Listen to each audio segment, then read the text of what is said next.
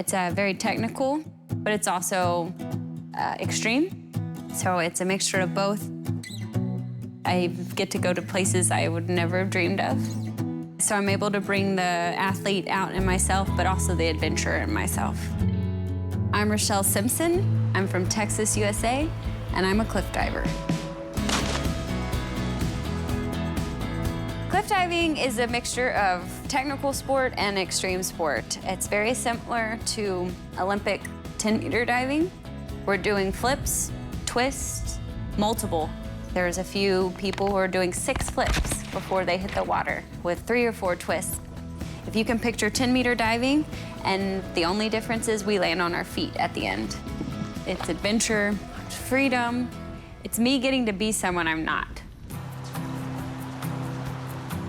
I grew up doing gymnastics, and I started diving at the beginning of high school when I was around 14 years old.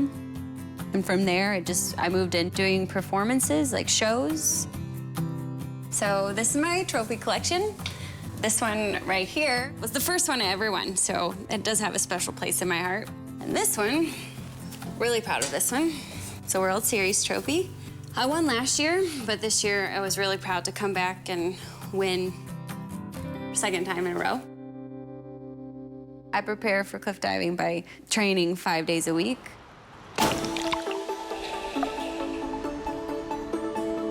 You need to be able to take the impact and not get tired. You need to have really great stamina. It's just all a big, big puzzle piece that you have to put together. So being physically fit is, I would put it on the same level as being flexible. So my muscles are not only strong, but they're also limber. The feeling I get during a jump is my body takes over and my brain is along for the ride.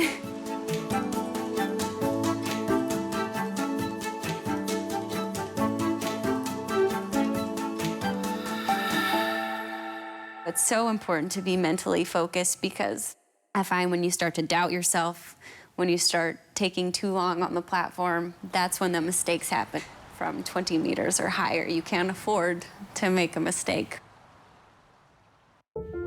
It is hard to find a good cliff diving spot.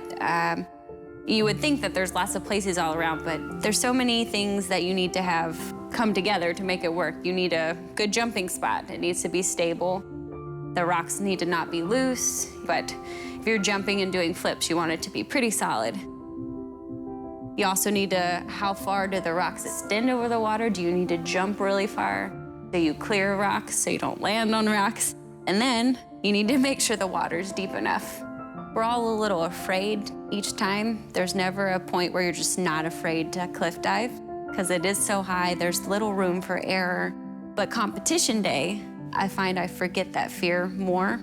I'm more focused on doing my dives correctly, and so I'm not so overwhelmed by that fear, and I really enjoy that. Women usually dive around 20 meters, and men are upwards towards 30 meters. The judges are looking for our strong takeoff, our position in the air, and the last thing they see is the entry. The best type of entry is no splash at all. The water just gets sucked under, and we call that a rip.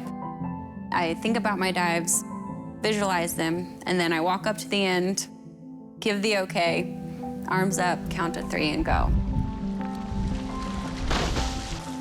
When I've made a safe dive, and when it's a great dive, it's just an overwhelming relief. I love the feeling of just finishing it successfully, but then I also love the feeling of excitement for the next one.